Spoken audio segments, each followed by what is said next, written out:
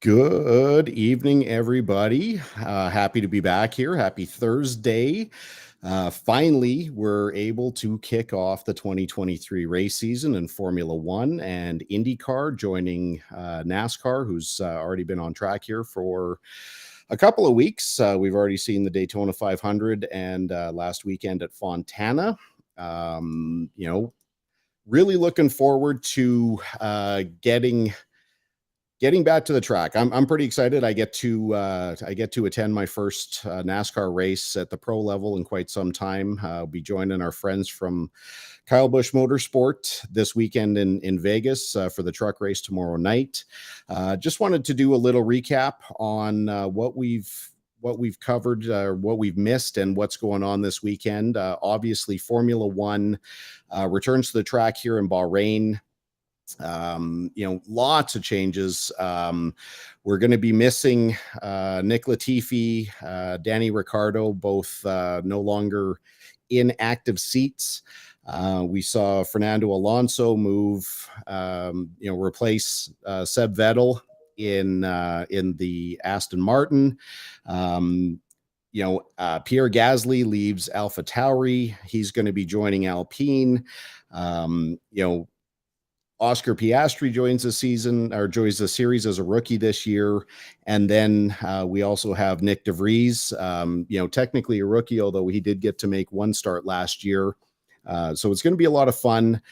Lots of speculation, lots of people making comments about what the test session was last week. Red Bull definitely led the pack. They seem to be poised to, mount their charge and go after their second constructors and potentially their third drivers championship this year. They look like the car to beat. Definitely Verstappen is going to be the main man out there. I don't know that the team would allow Checo to mount a challenge, but it's going to be fun. I mean, Mercedes, they were able to offload a whole lot better than they did last year. Had a really messy day two with a hydraulic leak, but hopefully they're able to recoup. It looks like Ferrari found a lot of straight line speed. Hopefully they're in the mix. And then, obviously Aston Martin had an amazing test, and it'll be really curious to see if they're able to move that speed, to carry that speed into race pace and actually start moving up the grid.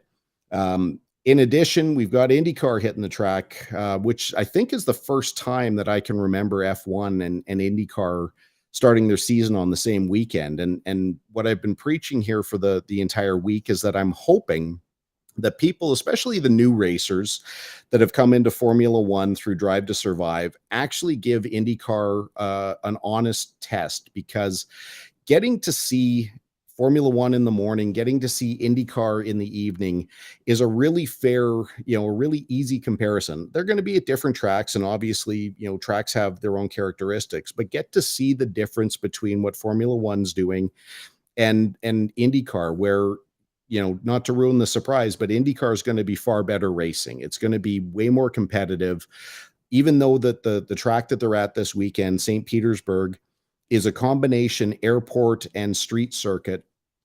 Very, very difficult to pass, extremely tight sections, and you'll still see drivers able to make overtakes because the cars are just, more better suited for the overtakes with much smaller budgets. For new viewers, you're not really going to see a lot of difference, or new viewers to racing. You're not necessarily going to see a lot of difference in the cars. They look quite similar from the outside, but fraction of the budget. So yeah, hopefully people are able to give both series a chance. And then, long term, we're hoping to see more people move from Formula One to Indy, maybe into NASCAR. Try and find some grassroots local racing. Find the up and comers, support your local racers, whether it's a little track. Here in Edmonton, we have Edmonton International Raceway, just a small little quarter-mile oval. but a lot of fun, great racing. You always get to see action on these short tracks, which is what makes them so popular in NASCAR. Even in IndyCar, they race at, small for them, 7/8 ovals like Iowa. Richmond they used to race at, and the racing is just fantastic. But to get out and see these, get to see your local racers and support local racing is just awesome. NASCAR, obviously, as I mentioned earlier, going to be in Vegas, all three series, from trucks to Xfinity to Cup. Vegas, obviously, the big draw is the nightlife and things away from the track. But Vegas can produce some pretty good racing, so hopefully weather holds and we have a pretty good show. Really happy. I got a very good friend of mine here, and all around good guy. Didn't know this guy personally until a couple years ago, but I knew a lot about him and knew of him and heard so many great things about his career path and who he was as a race car driver, and specific regard to his ability to take care of a race car through a race. Not necessarily something that was shared by his father, who was recently inducted into the Canadian Motorsport Hall of Fame, actually last week. But real happy to have my friend Mr. Daryl Haar join us. You can start saying hello to everyone here now, Mr. Haar. Hey, Colin, thanks for having me. This is a pretty beautiful place to come and sit on a snowy afternoon in March, surrounded by trophies and race helmets and tires. This is the right place to get the bug back into your system. Did it start snowing today? I've been trapped inside. I thought it was pretty nice. It felt like springtime at the beginning of the morning, but it's back to being winter again now. Well, that's awesome. Yeah. So Daryl's got a really interesting story. I don't technically know your title within your business. General manager, vice president of the business, depending on the operations we're talking about, or if you're upset or not. That's why you keep coming out to deal with me when I'm there. Yeah, that's right. Oh, here's that problem customer Yeah, again. right. So Daryl's family owns a company here in Edmonton called Westworld Computers. They are and were the Apple dealer in Western Canada before Apple was ever here. Daryl's father, Carl, started the business. I remember Westworld being really influential, getting computers into schools. That was kind of the first, memory I have of your business. But we're going to talk a little bit about work. We're going to talk a lot about racing, and hope to hear. Definitely I need to learn a lot because you know far more about both than I do. But so tell us a little bit. Obviously, Westworld is an Apple dealer, but tell us a little bit. Yeah, absolutely. No, I appreciate that. It's Westworld's the reason I get to sit in this chair right now with you today. It's something that my dad, who's a journeyman plumber back in the 70s, wanted to figure out a way to do his invoices and ticketing a little bit easier. And along came these computer things, and he sat down with one of these computer things and wrote a little program about taking care of, like, doing invoices and stuff like that. And he said, man, I think these might catch on. And so he took pretty much all the money that my mom made from waste management and he made from plumbing and dumped it and bought 10 grand worth of Apple computers, which I think back then was about 3. And he didn't have the story like Steve Jobs going door to door trying to sell through the electronics store. Well, pretty much. And then, so those all came up on one semi trailer at the time. And, he was able to sell those, and he just kept going and kept building it. And, he was able to really combine his passion of racing. He still has his first Mustang that his dad gave him and drag raced at Speedway in North Edmonton back in the 70s. Yeah, that's still at our shop. And, from there, he just did what he had to do with the business. And it was a good industry to put your money on back in the early 80s, late 70s. And from there, we've had a pretty good racing career. We've done, I started in go-karts. My dad raced the Players GM series with support from Apple.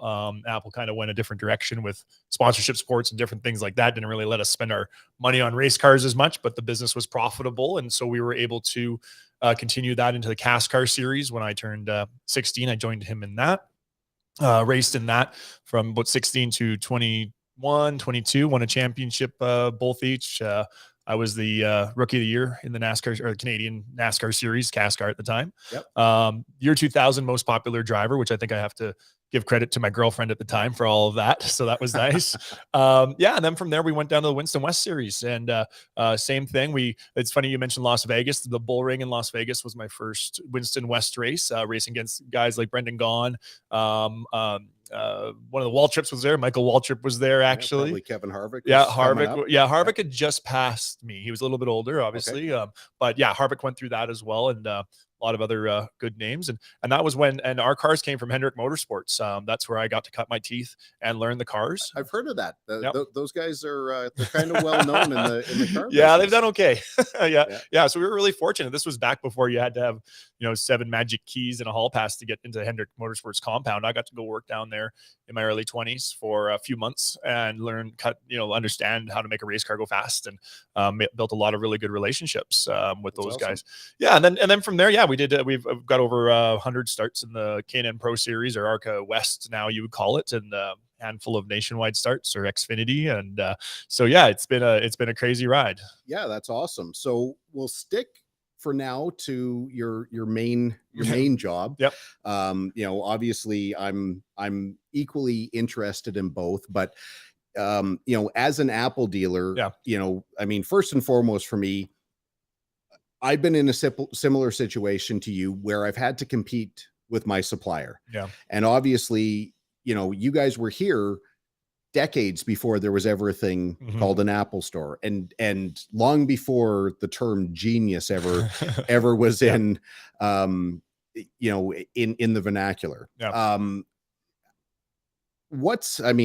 I don't want to make such a pointed question, but obviously there's challenges to that. There's got to be some perk to it, but there's obviously some downfall. Being a customer of Westworld Computers for a while, I've seen the store peak. I've seen the store, on a Tuesday at 10 o'clock in the morning when there's no product release, and it's a little bit quiet. It's not like going through the mall where, you've got to, often stand in line and, you're getting elbowed by a bunch of people. But, if you can talk a little bit about the challenge of having to compete with one of your suppliers. Oh, and it's been a very interesting business to be in. And I remember sitting at home with my mom, because my mom also worked in the business with my dad. And, my dad would come home, and if you were born in the 70s or 80s, you probably learned, and then lived in Alberta or BC, you probably learned on how to type on an Apple computer that my dad put in that school. On a 2E or our first, just to give you an idea how old I am, and how old I am, but my first ever exposure, I can't tell you how old I was, but I started on a black Apple before we got the Apple IIc and eventually the 2E. So, we could also talk to a lot of people about what computers were like back then. Oh yeah. Like the floppy disk was like, I think it was 5.5 inch. No, bigger. The 8s or something like that. Yeah. No. So that was, but that was the thing. You're kind of, my dad was the first monkey to get shot into space in this industry type of thing. And, he did what he could do. He built a great thing. And then Apple said, hey, Carl, we need you to go do the next thing. And they come in and they take it, and you can look at it like they're coming in and eating your breakfast, or you can look at it like you're still a part of a great growing industry that, you're pretty lucky to, well, not lucky. He worked really hard to do it. He earned the chance to do it. But from after Apple came in, and we can't sell an Apple SKU to a K-12 school. I don't care if they come in to buy a power adapter from me. If it's an Apple branded power adapter, I have to send them to Apple. That's in my agreement with them. So the industry that Carl was so influential in building, you're not allowed to have anything to do with anyone. I could lose my license today if I did. Yeah. Wow. Yeah. So that one went pretty far the other way. The next one after that, they said, well, we're going to bring out something called an iPod, and it revolutionized, consumer retail computing. Of course, with the iMac, of course, and the internet that came along shortly thereafter. And my dad went and he took another loan out in the year 2000, the similar time when Time magazine printed on the cover "Death of an American Icon" and had the image of the Apple logo. Apple was going broke the day my dad bought our building here in West Edmonton, and Apple was right. Steve came back, Steve Jobs, and he revolutionized the business again. And we would have people lined up around the block in the 2000s for releases. And then after that, of course, Apple opened their own retail stores, and it took them a little while to get to our back door, but they did eventually. And our Calgary store wasn't really able to hang on down there, but we didn't have an owner in the Calgary store. I think when you have an owner in the business, it's you're not going to have as much waste. You're going to have to retain those lessons and stuff. And so after Apple opened their own retail stores, there was a lot of dealers that went away. But if you can't evolve, if you can't grow, you are going to go away. And the nice thing that we did is that we listened and we watched again, like Apple, and Apple said, well, we want to expand into markets we're not going to go to. We're not going to build, 7,000 square foot stores in Saskatoon. There's no point in doing that. So we went into a kind of a competition per se with all the other dealers in Canada. And there was about 30 of them. And two of us, one from the East and ourselves, emerged as the partners to open retail stores for Apple where Apple wasn't. And those were called iWorld Connect. Today. And I've just got the slide up now of your locations. And, and obviously, you and I talk an awful lot about business and what's going on. And there's obviously it's great to have that kind of expansion. And then it's great to have that ability to, start multiplying your revenue. Yeah. Well, but it can also divide your revenue or lose your revenue that fast. And that's what happened for 5 years. We thought I'd be on the beach sipping Mai Tais by 2015. And all I did was get a bigger psychiatrist bill because it went the other way. There's no app for that on there's no the app iPhone. For that. No, well, there is, but I can't afford it. Monthly subscriptions and all. So no, but it's something with what you make it. And there's a lot of people that are in other businesses that have gone broke as well. But anytime you have this many people that want to buy this much product, I don't have to go out there and find a customer. Everybody is my potential customer. I just have to appeal to the right ones. And where the other dealers went sideways in a lot of cases was that they tried to compete with Apple. They zig, I zag. You're not going to get through the race car on the track by trying to drive the same line as him. You got to find a way around him. And you don't win the race on lap one. No, exactly. You've got to be patient and bide your time and look for opportunities. That's right. Excellent crossover, by the way. You're welcome. The crossover move. It can work. You got to have a good spotter. Trust me. That's right. Well, I got one here in front of me, so this is working out good. Well, you've got to take my word for it. We've never worked together in that capacity, but so yeah, no, overall, I mean, it's what I think keeps me sharp. It's what keeps me working hard for it. My dad always said, well, as long as we had Westworld, we could go racing. That turned out to be a lie. So I got pissed off at my dad for about half a decade there. But it's a good thing to have such an influence on the way that life is going. We've had over 1,000 staff come through my stores in the last 10 years. We've had 4,000 people in my other markets come through the stores per store per month. And it's just an amazing way to take all the life lessons I've learned from racing and really apply it back through my staff and my store. Being able to apply trust and integrity and honesty and business acumen to a lot of people that don't get exposed to it. Yeah, and it shows. I mean, again, I'm a client of yours, which I try not to rub in your face too badly, but having dealt with the Apple stores and getting to deal with Westworld is very, very different because it's very personal when you walk into your store. Again, I won't disclose some of the numbers we've talked about, but I mean, if people understood what the margins look like on the hardware, they'd be shocked. You think you're buying a $3,000 computer and that's going to be a windfall, and there's a margin there, but it's not what people think it is. So I think, where you guys probably do quite well is on repairs. Yeah. Repairs and service. I mean, that's a great segue there as well. That's really the area that we've always been known for. We're a premium service provider here in Edmonton, and we have been for a long time.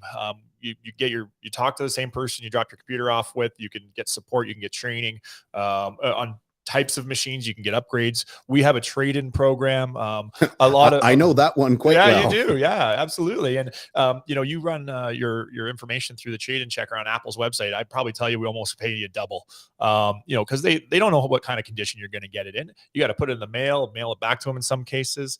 No, we really take care of our customers for life. And so when somebody comes to me and they say, hey, can you price match Best Buy or can you price match these guys for $100? I'm like, you know what? I'm good. I'll just Yep. move along. I'll take care of the guy who Yeah. values my time. And but to hey, I'm a thrifty guy too. You don't I look for deals as well. But it's just we do appeal to a certain audience member, and I'm proud to work with those audience members. That's the big thing is you kind of get the energy that you put out.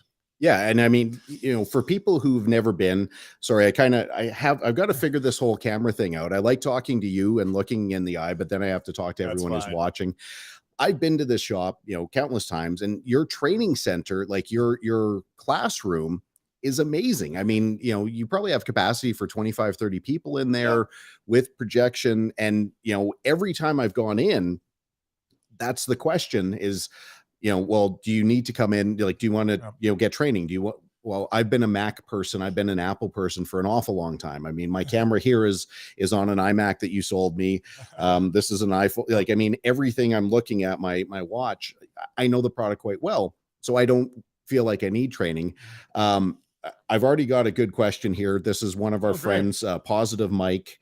I'll throw it up on the screen here, but he wants to know if you can fix PCs like HP. We don't really do a ton of that.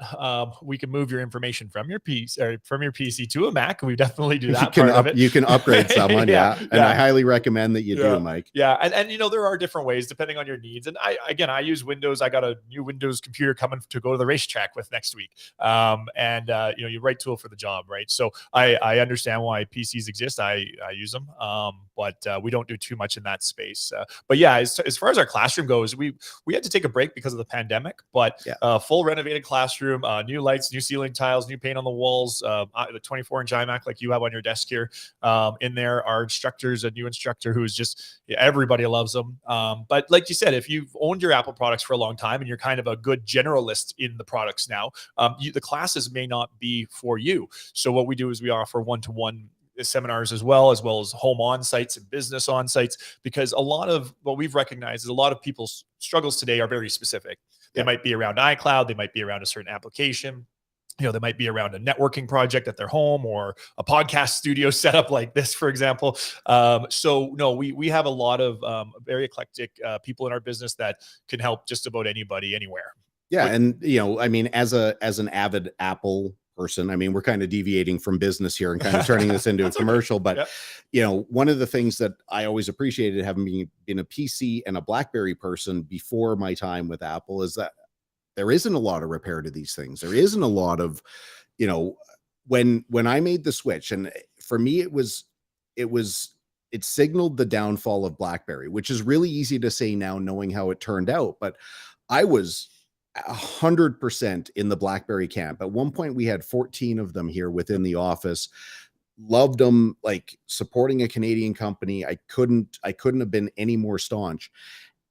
And it took me one day, it was 4 hours of customer support to get an email address added to the device, because it had to go back to my carrier, and they had to turn on something and something and something. And when I got my first iPhone, which was a 3GS, which is a long, long time ago, and I'm like, I didn't know anything about it. I'd seen, the wacky apps, the beer drink app and the fart maker and that's what it was in the beginning. But like, wait a second, I'm able to add my own email address to this thing. Like, how does it know? It's like, well, because that's how it's built. Like, wow. And then, that evolved to all the other, products. So I know I've had like 1 or 2 tech issues, but I don't ever remember sending a device in for repair. Well, that's, and that's what's happening a lot today with, if you think about the automotive industry and how it grew up, everybody needs to know how to change a tire, change their oil, because you're probably going to have to do both on the side of the road at the same time. But today, cars are pretty reliable. And so when something goes wrong, a lot of people out there don't know what's going on. So it's good that but they're also the computers and devices today don't have as many moving parts. All of your, all the hard drives are now solid state drives. So you just don't have those failures. And where we are moving, where the puck is going, or the passing lane right now is with user support, business support in specific. We're a member of the Apple Consultants Network. If you run a business with more than a couple employees or have ever been locked out of your Apple ID, we are starting to be able to support these businesses because they have sensitive information on the devices they don't want staff to be able to send or copy. We help with that. You're giving $1,000 devices to staff that, could, if they get pissed off at you, they flip it back at you and they leave their Apple ID in it, and that device is basically going in the trash. So we do everything from a PC point of view or Windows point of view, we can help deploy PC devices as well. So it's a very deep conversation when it comes to providing business support. But like, for example, we would integrate with your Apple Business Manager and your Microsoft account. So when you get a device, if you have an office, say in Saskatoon, you send this computer to them, they boot it up. It says, hey, enter your email and password. It automatically downloads all the programs, sets up their email for them, takes off any programs that you don't want them to have, and you can push changes and stuff. It is a beautiful. I run 5 stores, and this is the only way I've been able to do this. Before this, I was constantly having issues with people erasing stuff that they shouldn't erase. It's really cool with the way it's going, but there's a lot of moving parts. So what would you, getting back to kind of more business chat, sure. what's your big challenge in the business these days? Well, my big challenge is I think it's the same for everybody, is rising costs, rising employment costs, rising utilities, rising taxes. And for me, my margins and volumes don't go anywhere. They stay the same. Just because my insurance went from 60 grand last year to 100,000 this year, which is a true number, I can't just turn around and sell you a computer for $100 more. So that figuring out how to navigate that and bring top end margin back into my business is the biggest challenge. Also employee motivation. A few years ago, I said, okay, I'm done with the constant turnover. And because we were always a commission-based business, but as margins went down and talent kind of left, it was more difficult for young people to make sales. But what ended up happening is now I had a rotating door, so I could never build depth in the business. So I kind of said, Dad, I got to bring in some people. We're not, we don't blow the doors off of our salaries. We just can't do that. But we have to provide stability for our staff so that we can build a base of knowledge in the business and customer support. So that's the biggest challenge right now, is trying to replace the eroding margins, because hardware, you can't really sell it for a lot more. Well, you guys are basically mandated by Apple to sell at a price. Well, Apple just gives me such small margins that I can't discount it, because it doesn't make any sense to do that. Well, there's nothing to play with. Yeah, for sure. Yeah. So replacing it with services and support services where, I can pay a guy's salary in 3 hours of labor. That's what we're doing. So that means you move more towards the service and the training side of things. Is that accessory products? Is that accessory is that something else? Yeah, well, I mean, we do managed print services. We can do your closed circuit cameras. We do all sorts of stuff. And so we're basically doing a piecemeal managed support program now, where depending on the level of users you have, devices you have in your business, we become your help desk. You just call us up and we say, we're going to be able to give you an estimate within an hour, basically. We have to do a little bit deeper dive to give you a full quote.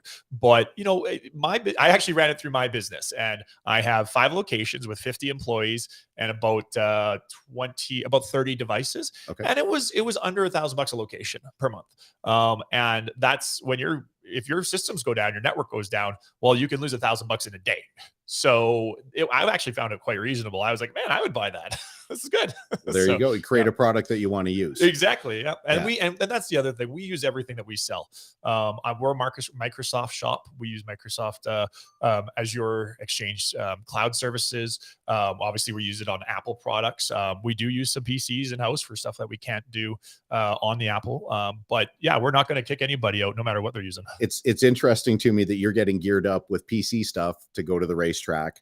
Yep. As I just got geared up with a new, iPad for me to go to the racetrack, because all of our telemetry, all of our data is Apple based. Yeah, So exact app based. Yeah. yeah, Well, I already have an iPad. I just want to make sure I have everything. But yeah, I know mine was for the same thing. You know, the data logging I use in the cars with AIM is PC based stuff. I don't want to talk about Yeah, that I know you don't software. like AIM. No, I do not. And you know what? All the squiggly lines was confusing me too. In NASCAR, we never even weren't allowed to have a computer near the car, so this is all new for me. Yeah, well, they do nowadays. So, yeah, and that's awesome. You know, just it can't say enough. You know, you guys run a great business. For anyone who's in the Edmonton area or in Western Canada, if you have the chance, you're an Apple person, definitely get on over to Westworld Computers, because they know as much as anyone. Superb, like in undescribably excellent service. And you never feel like you're getting hustled. You never feel like you're rushed. It's very calm. It's very user centric. Just cannot say enough. And the nice thing is, I can park right in front of the building, and I've got a 3-step walk before I'm inside. I don't have to park in a parkade, walk through 4 phases of a mall that's perpetually under construction to then get frustrated because I know more about my product than somebody else does. There's my rant. But we hear that every once in a while. Yeah, it's like I said, it's a nice business to be in, and it's nice to be able to help people like yourself to get the most of the products. It's fun. Yeah. So obviously we also want to talk about racing. Now, this isn't a segue. This is just, I'm done with business, and now it's time to have some fun. Yeah, exactly.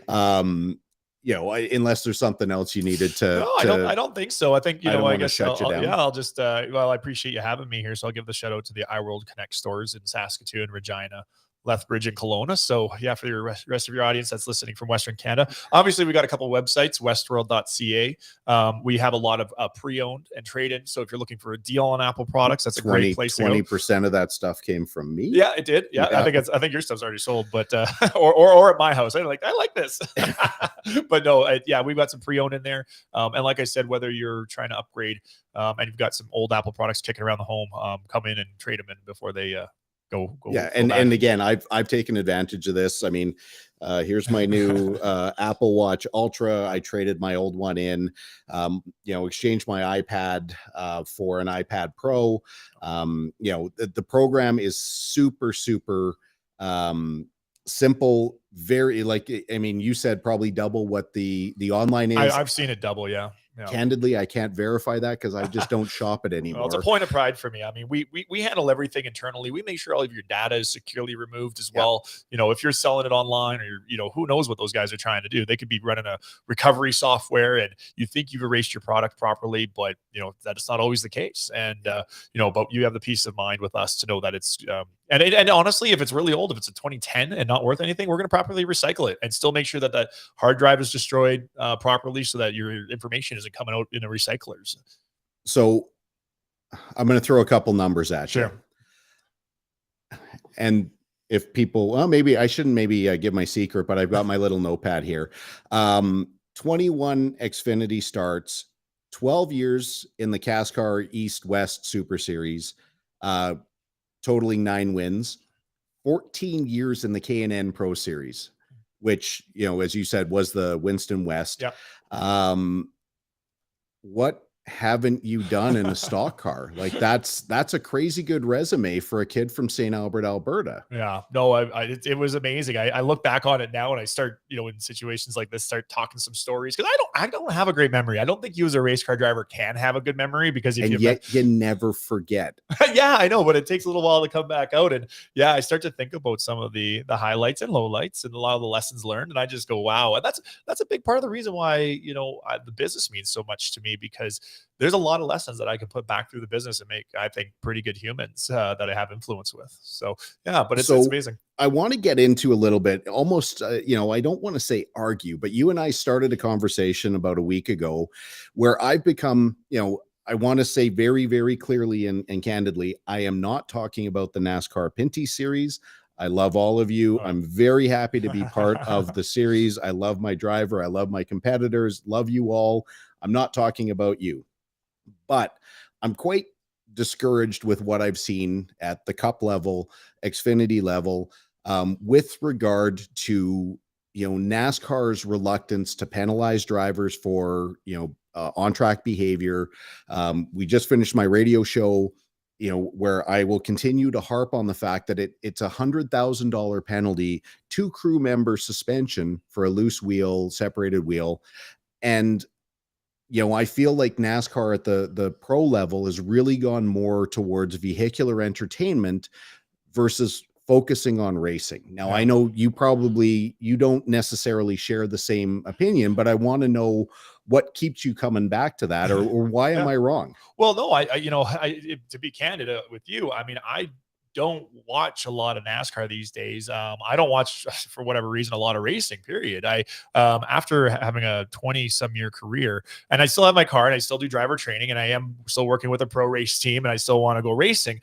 It's something where you're right. From the outside looking in, you always see the politics. You always see the game play, or whatever the game control, whatever they would call that, game management, we'll call it. Like, you have to have your competition yellows. You got to have, it seems like there's, but that went away in large part once they started stage racing. Yeah, well, and that's what I mean by the stage racing.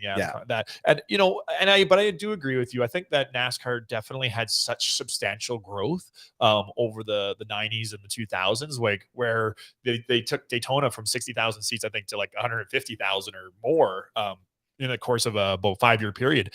And when the scalpers started coming in, when you went to Bristol, and now you're paying $1,000 a night for a hotel and $500 for a ticket, everything has its rubber band effect. And NASCAR's rubber band snapped probably about 5 years ago, and they had to start really trying to figure it out. The cost to go racing was insane. I would drive down to an Xfinity race that I was trying to qualify for in Kansas, and I get sent home because we weren't fast enough. And that's a tough pill to swallow. But now they've gone to these franchise things where you're in the race no matter what, which does that take away from competition? Maybe. But I tell you what, like they're trying to balance affordability for the sport. It's stupid. We'd walk away with a $20,000 tire bill and not qualify. Yeah. Like it's ridiculous. So they've got so many priorities that they're trying to balance and try to get the racing closer. I don't envy the position that those guys are in. When I was racing in Las Vegas, actually, I was in the Xfinity series. Dale Earnhardt Jr. tried to come around on his qualifying test run, and I was up by the wall, and he ran into me about the start-finish line and put a donut on my door. And NASCAR came up to me and said, give the superstars some room, Daryl Har. So I saw Dale Jr. in the driver's meeting and said, man, sorry, I got up in your way there. He's like, oh, my car is handled like a bag of shit. You're the only thing that prevented me from hitting the wall. Thanks. Yeah. So, and that's great to hear from, because you don't know what someone's attitude is. Yeah. Everyone's got a persona on TV, but you never know if that translates. Yeah. And I mean, you're to go up into, you knew you didn't do anything wrong. You're allowed to be on the track. You're allowed to occupy that as long as you don't change your line. No. But I mean, obviously NASCAR has to protect their own. And did you get penalized for that? Oh no, that was a practice run. It was just I was surprised they came and talked to me, but I didn't obviously want to hold them up or anything like that. But it was an interesting experience and that's what I mean. There's always so much going on below the surface. When we see those 2.5 or 3 hour races, there has been so much that's happened that weekend before that to get to that point that I almost feel it's tough for me to have what I think is a valid opinion about it. Yeah. I mean, one of these days, I hope my old friend, Brad Moran, who's now like the race director of the Cup Series. So Brad, is he really? Oh yeah. He's big time. Wow. But I remember one of our first races, with Alex, we were at Barrie Speedway and had an issue, had some contact with Joey McComb and Jeff Lapsevich. I wasn't spotting. I was just, there. I was technically a team owner at the time.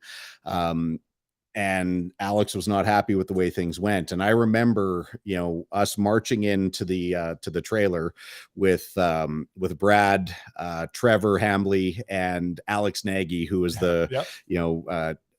Brad just happened to be there. And I remember the level of conversation, which cannot be repeated. I mean, we can say whatever we want here right now, but that's the kind of stuff that I would never air publicly. No. But I know we did not handle ourselves the way that professionals probably should have. And I remember distinctly, because Nagy had worked as tag spotter. Yeah. So that was a really complicated relationship, having gone from the guy who you've entrusted with your life and did, I'll say this a million times, that Alex Nagy is everything that spotter should be. He is, we did a podcast a couple weeks ago, and the line I used, I'm going to throw this out here specifically because Nagy said he was going to watch, but when I spot, and this isn't about me, but when I spot, I'm not spotting, I'm doing an Alex Nagy impression, a very bad one, but that's what I try and emulate because he's so calm and so, what he does is what a spotter's supposed to do. He relays information. Sometimes you have to pump your driver up. In the case of tag, you normally have to calm him down. But as we were having this conversation and without, again, repeating what happened, let's just say it got heated and there was a lot of exuberance in the trailer. And it was where I saw Nagy kind of started losing it a bit, but Brad and Trevor, man, they were just level. And while I was watching it, I was analyzing it because I'm kind of trying to think like I should probably reel my driver in a little bit before we get into real trouble.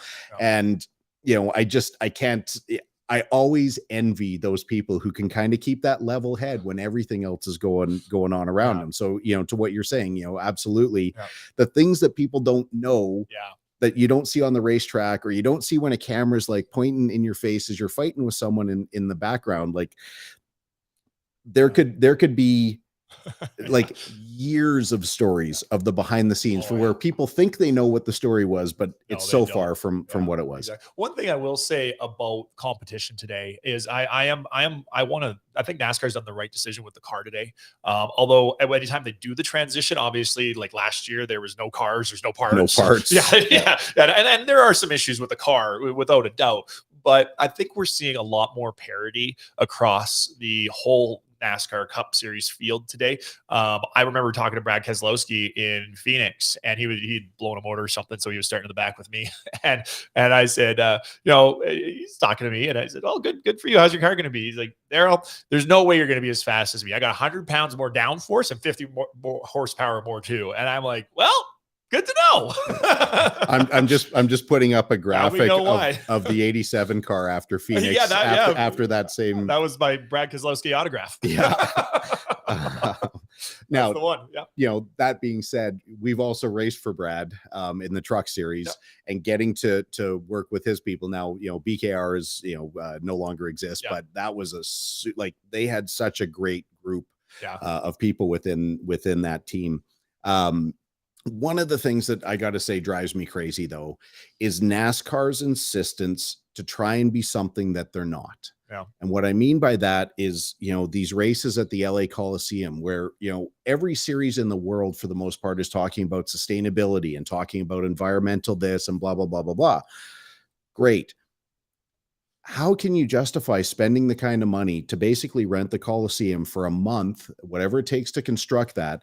They build that surface up over 6 feet with all that asphalt, or turning their greatest crown jewel of Bristol Motor Speedway into a dirt track. Now, whether these cars belong on dirt or not, let's keep that as a separate argument, but I don't understand why they're not utilizing their own tracks. Or just go to a dirt track. Well, that's what I'm saying. Like, are you telling me there's not another short track in Southern California that can hold an event? Now, Tony maybe Stewart probably knows of a few. Carl Larson. I think there's a few good dirt racers in the NASCAR series that would one or probably two help them out. And there's got to be a dozen dirt tracks around Bristol Motor Speedway. So why take away such a great event? The racing at Bristol is unparalleled for being able to run multi-lane. Like, I think the big thing with NASCAR is it's always the same audience, and eventually you just get bored. So they're trying to appeal to a different audience, and that's what they have to do. I remember being down at Fontana Speedway and walk around the outside loop one year, and it's all country music, and then the next year I come back and it's all electronic music. They're trying. The audience has to evolve just like the sport has to evolve. And for me, with the new car and some of the new things I've seen, I do take a little bit more of an interest in it now than I have over the last few years, because otherwise it's just all the same, right? But now that Fontana, to that end, they're taking Fontana, which is currently a 2-mile configuration, originally built by Mr. Penske, and they're going to convert it into a short track. Yeah. Well, which I think is a really good idea, yeah, depending on what they do with the rest of the land. yeah. Fontana was one of my best tracks. I know it's kind of a boring race, but man, I qualified at 178 miles an hour there, got out of the car and was like, woohoo, that was amazing. Let me go again. That was back in the day of the Twisted Sister car. And you look at this thing and you're like, did that car just have a stroke? So, well, it was a lot of fun. I got to watch, Alex race IndyCar there. Yeah. I was able to what I'll call co-spot with Nagy, which he knew that I had a bit of experience, just doing some light duty stuff. He was without question the spotter, but what I would try and do, because when you're focused on your car, it's real, especially in IndyCar, and at Fontana where you're hitting, 220 miles an hour, man, shit happens fast. Yeah. So to try and watch your car to make sure that you can catch the move, but to spot the rest of the track, 2 miles is a long way. Yeah. I mean, at some points where the spotter stand was to where you could actually see, I mean, that's almost 3/4 of a mile away. The little dots back there at over 200 miles an hour. Yeah. So I would kind of look ahead. So if something happened, I would just give them a little contact to say, hey, like, you need to back it down. Like, I never talked, I never did anything, but my racing experience, I raced in the parking lot. So the go-kart track there was awesome. So the go-kart track was just outside of turn 4. Cal Speed is what it was called. I had to rack my brain there, but it was a fun little track, especially in a shifter car, running around really the parking lot. Yeah, it's a beautiful place, and there's no experience, honestly, like taking the motorhome, staying on the infield of a NASCAR event, and we would run the Friday night show there, and so I got the rest of the weekend to drink beer and have some fun, and I'd grab a couple of my co-drivers that I'd race against, and we'd start on one end with like one beer, and then we would get back around the other end and not have gotten any more beers ourselves, but people just give them to us, and there's shot stations, and it's a little festival inside and it's a 2-mile walk. And it's just a ton of fun. It's a community. And I think that's the big thing. And, it doesn't matter what type of sports you're into, or, well, at least what type of racing sport, it's a community, it's a family event, obviously. And that's, it's just an excuse to go hang out together, which is great. Yeah, absolutely. Yeah. You're obviously a jovial guy. You laugh a lot. I mean, people are going to see, very, upbeat, very positive. Do you have a temper when you race? Yeah, it's funny you asked that. My crew would always. Am I in trouble? No. It's good. I guess what it was, Joey Logano and Kyle Busch talking about once you put the helmet on, it's a different person. I get a little bit. I get very 1 and 0 when I race. Very focused. Excellent computer reference. Thank you. And my crew always knew that if somebody hit me, they would just look at each other and go, uh-oh. And it's not because I got mad. It was just because I got motivated. It just sharpened me up, and I wouldn't necessarily go out there to try. And I've never really, I'll run them tight. I'll run them tighter. I'll maybe put a door, rub on them or push them through a corner. I never want it to go off that other end of the ledge. To wreck someone. But I want them to know that, I'm going to make you sweat. You're going to be driving out your rear view mirror for the next 10 laps. So did that ever manifest itself outside of the car? Not very often. I probably once or twice at some point.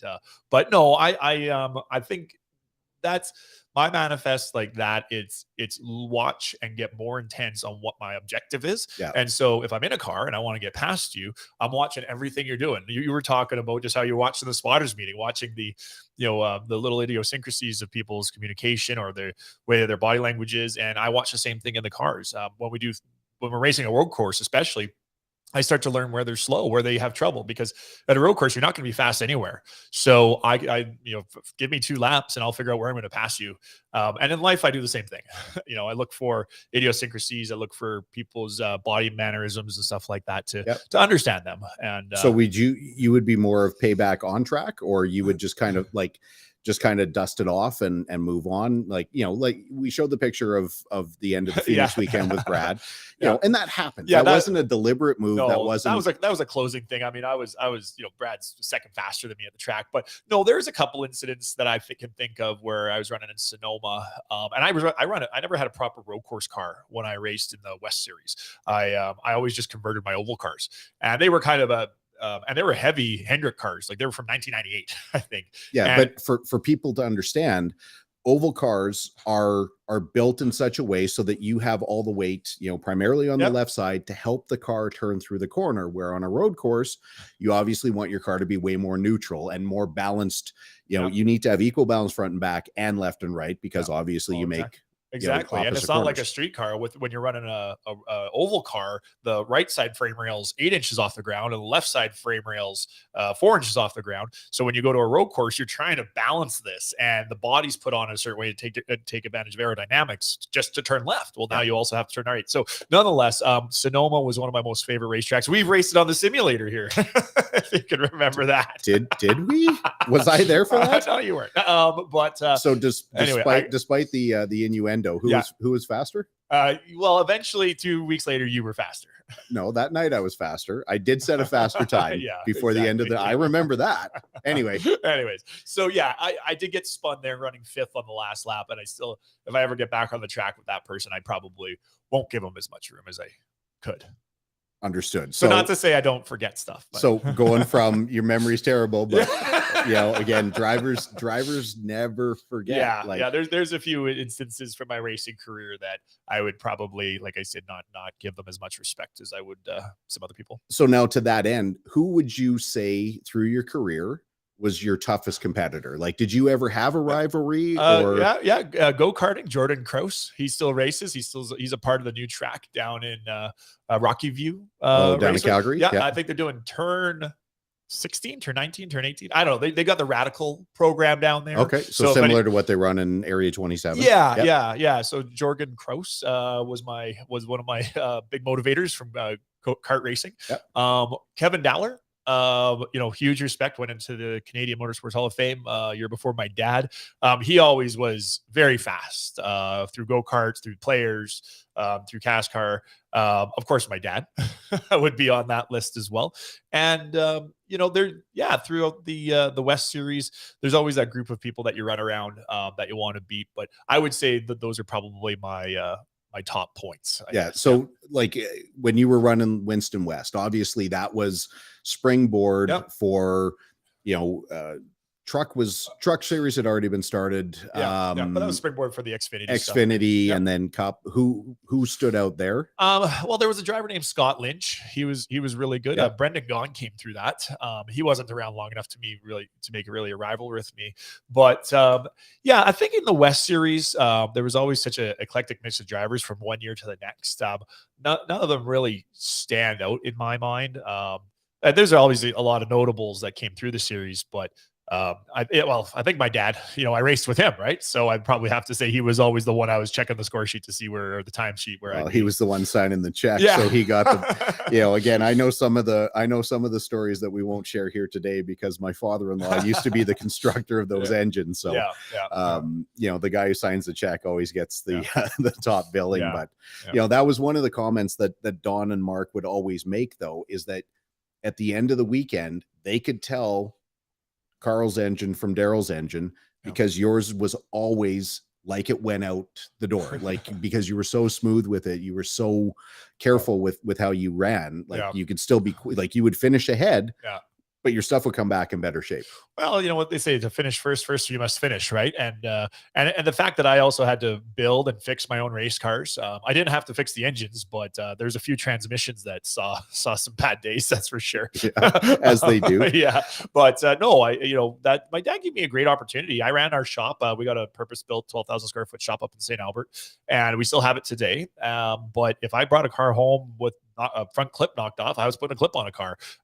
Back in the metal body days of the NASCAR West Series, they were just like what the Cup cars were. You get an English wheel, you get a flat piece of metal, and you learn how to make a fender. It was a lot of fun, but it was a lot of work. It was a lot of long nights. So what are you doing now? Obviously you've got the Toyota thing going on, but tell people about the series you've been involved in. Well, it's been nice. I mean, I took a little break there. Like I said, had to focus on business for a few years, but last year I was, it's a little bit of a story, but I'll get through it. I built an original Toyota 86 when they brought those out, or a Scion FRS. They're all the same type of platform. And I looked at this thing and I said, a 200 horsepower car, rear wheel drive, looks like nice sports car. I think that's going to be the car of the future for these club racing level. And I really want to get behind a manufacturer. I never really got the chance to do that, but so I bought one of these cars and I built it from the ground up myself. I was the first race owner, or pardon me, car builder to win in the Pirelli World Challenge Series in 2016. I sold the car to a team down there. They went out and won the first race with it. At that point, Toyota Motorsports Global sold me a set of their factory race parts that they develop on the Nuremberg ring. I brought those parts back up to here, put them on the shelf for about 3 years. And then I just got back to it last year and started putting the car together. I reached out to the guy that I bought the parts from. His name's Rob Holland, and he was a British touring car racer for a number of years. And he's actually running the SRO GT America and GT4 program down in the US now. He's shops in Denver. And so I ended up getting hooked up with him last year. And I went down and helped them in Watkins Glen first, and then I helped them in Nashville, and then I helped them in Indianapolis, where I brought my my Indianapolis Motor Speedway coffee mug with me. I've been there. Yeah, exactly. They have they hold race in May there every year. I can't remember what it's called. It's a fairly popular race. Yeah. I think it might catch on. Yeah. Exactly. I'm too busy golfing. But they have a golf course there too. I know, 4 holes in the infield. They do. Yeah. So I came down and I basically finished building the Toyota 86 this year, and I'm doing driver training around Edmonton and Calgary and British Columbia, where if you want to learn how to drive a race car, we have all that data and telemetry in there. I take you around the track, talk you driver to driver communication in the car. Then I jump in the right seat, you jump in the left seat. We make sure you know the way around the track, make sure you know how to shift, make sure you know your points and stuff like that. Then about the time that you start getting brave, I get out of the car and say, because that's when things can go wrong. Things can go very wrong. But then that's when we use our data and telemetry and video to give you that real race car driving learning experience. So that's what I'm doing here. And the car's a pretty good looking car. I think if you've got those pictures, maybe now's the time to show the audience. Yeah. It almost looks like the Talladega Nights, Panther. It's had a few different names. I call it Neon Tiger. I've also heard Sex Panther was one, and Space Kitty, I think, was the other one. So now there's a few different ones. Space Kitty. I know someone who will like that. Yeah, exactly. So I'm doing that here. $1,500 for a day around here in Edmonton. $2,000 if you want the video and photo package and stuff like that, because I have a photographer that goes to do that. That includes all the track rental fees, my time, and all the rest of it. We generally pair those up with Track Junkies days. So you also get, if you've never been in a car before, you get to go through their education experience where they teach you about the flags and all the terminology and things like that. All the stuff we ignore. All the stuff that I forgot about a long time ago. But if you're more advanced, then we just put you in the advanced run groups and we work together on making you faster and faster and faster. You don't have to worry about explaining to the wife or husband why your brakes are burnt out on your grocery getter in the morning. So that's what I'm doing around here. Down in the US, I'm going to be managing the pro Porsche team for Rob Holland. Rotec Racing. He's going to have 2 or 3 Porsches in the GT4 series, and we start in about 30 days down at Sonoma.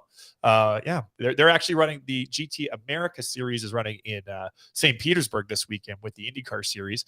But Rob opted to just start our series with the GT4 program, which is the 2-driver program. It's a 60-minute race with split drivers. So I'll get the simulator fired up so absolutely. We can maybe keep the tequila in the fridge so I can actually be your driver coach. As I was going through pictures, I saw, a bunch of things. You at one point ran the 87 car. 87's been my number, and I know why it's important to me. How much value do you put, or how much stake do you put in your number? 71. That's a good question. 71. That's my number. My dad racing the Players Jam series was always number 7. So that was the first number I wanted when I was 8 years old, and we went to race my first go-kart race, and that number was taken for the weekend. So we picked some weird number like 55. I don't even know why we did that for that first race, but we went out and won the race. So the story of 70 stuck with 55. Now I'm stuck with 55. 71. So that's my dad. And just, it was just, yeah, that just stuck with me. So that's the 71. Yeah, I've raced a few different numbers over the course of time. 02 was my dad. My dad was number 2 in the Canadian cast car. But yeah, I've ran. Yeah, I've probably done just about every number through the Xfinity series and the West Yeah, series. I mean, if you're running with a contract team, you're going to take, you don't care. So you'll ask, but if it's the difference between getting in the car or not getting in the car, yeah, I'll run whatever number. Yeah, they say. exactly. I can't see the number from inside anyways. So. Oh, but you can hear it. I can hear it. It just talks to you. That's right. What's something about racing that you want people to know that they wouldn't naturally know from watching? Yeah, either a misconception that people ask you about, or lesson that you've learned from having to answer the same question over and over again that people should know, or something, again, because this is supposed to be kind of more behind the ropes of what's going on. For sure. No, and I think it's probably a pretty typical one where you think it's all glitz and glam, and at the end of the race you think all the ladies or whoever's waiting to meet you, and it's like, no, I got to put my race car on the trailer. Hopefully I don't burn myself or cut myself during this. I haven't showered in 24 hours. I've been in 100-degree weather. My ass is chapped, so sorry, I'm pulling my underwear out of my butt. and now I got to drive 8 hours because I got to be somewhere else tomorrow. Yeah, exactly. And I got to get home from work on Monday, and my car's also wrecked, so I got to figure that out before next weekend. Racing's worth it. Racing's worth it, whatever level you can compete at. There is just a ton of lessons in sustainability in racing. You mentioned a lot of drivers that get very passionate, who have a lot of tempers, and that, once they wreck a lot of cars, they don't generally, they can't move forward. But that's got to be balanced. I wish I was a little bit less tolerant in my younger years. I maybe would have done more and done better, but I also know that I work with volunteers, and I can't be like, what the fuck? Why did you take a 30-second pit stop? And, because, they're not professionally trained athletes flowing in from Mooresville, recruited from the Carolina Panthers. Yeah, with the get 5 days of training. They get 5 days of training. They're pro athletes. Yeah. Yeah, exactly. So it's just, it's worth it no matter. All the lessons are there. I think that for anybody listening, that obviously you probably have a lot of race fans on your show. Obviously, most of them probably are, but it's worth it to just go back to the racetrack at whatever level you can do it. And that's what I've learned over the last 5 years. It's which was interesting, because that's really where we started to get to know each other a little bit better. Yeah. Was when you jump back into a go-kart. Yeah. During one of our summer events here in Edmonton. And, I remember wanting to figure out who you actually were as a person. And it started by helping you change tires. Yeah, exactly. But that's kind of what happens at a racetrack, the family thing that you talk about. When you see someone who's kind of new, or you see someone you don't know, you maybe keep an eye out, not because you're looking over their shoulder, but you want to make sure that they have a decent experience, because it's obviously expensive. It's obviously a lot of work and hard to do. And if somebody has a bad experience, you don't want them to walk away and then tell 5 people about how bad racing was. Yeah. If you're really, really lucky, they'll maybe tell one that they had a really good time and you should come out. And you know what? The reset, the break for me, that was really good, because like I was saying about NASCAR before, anytime you grow up within something, you don't really know what it is, right? And you don't, so by taking that 3 or 4 year break away from the racetrack and then coming back, I'm number one, I was like, wow, I used to be in really good shape. And it's an eye opener, isn't it? Yeah. The go-kart's a different world. Oh, it doesn't matter if it was a go-kart or the road course car. I'm like, I can't do 2 flying laps. And I'm like, I'm going to take a break. I'll let the student jump in. Meanwhile, I'm like, the tires are overheating. Yeah, these brakes are bad. Yeah. But no, it really opened my eyes to why it's worth it to work as hard as we do away from the track to go and do that, because then you can make the experience whatever you want. Like I said, bring the motorhome out, go with the family, go to Nashville, go to the Rock and Roll Museum, take your girlfriend and your stepson like I did. It really gives you a chance to see the world in a pretty fun and healthy way. And you develop a ton of life skills. And I, taking the break and coming back, it gave me a bigger appreciation for all of the all the work my parents put in to do it, and what, and quite frankly, what the fuck I did to do it. Like, how did I ever have enough time to do all of this? When I went back to the racetrack for the first time to help Rob in Watkins Glen, it was like, I think, a scene in Kill Bill, or like one of those movies where somebody's like a secret spy and they say potato chips, and all of a sudden they're activated. Yeah. I'm grabbing tires, I'm doing stagger, I'm filling up nitrogen, I'm spotting on the pit box. I'm like, I don't even know how I know how to do this. Yeah. That's awesome. Yeah, it was a good time. That's awesome. Yeah. So then this year, GT4, yep, Porsche stuff. Yep. That says GM. Are we going to see you racing at all this year? Rob is just an awesome guy, and I wanted to race, but apparently I was too good at helping him out. So he said, Daryl, if you have the time to get away from work, we'll put you in a Porsche at the World Racing League events, which is endurance series racing. And they go to some amazing places. They go to Daytona, they go to Road America, they go to there's a laundry list. I think they go to Circuit of the Americas as well. And so if business calms down, I got a lot of changes happening in my business right now for especially the next 3 to 6 months. But towards the fall, if all the stars align, hopefully it'd be in a Porsche come the fall. Well, don't forget, we can always squeeze you back into a go-kart, it's only 45 minutes away. I've got exercise seats over there. Squeeze me in. Yeah, thanks, bud. Well, with the hydraulic side of things, we can grease you up and we can slip you in. So excellent. And you got the simulator rig here, so I think you'll see me around here a little bit more over the next little bit. Doors always open, man. Thank you very much for coming in.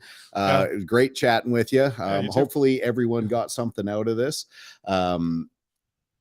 Now I get to do my, normally we do this over the web, like through an interface. So we don't have this face-to-face interaction. So this is now the closing. Well, I want to thank you, Colin, for having me on.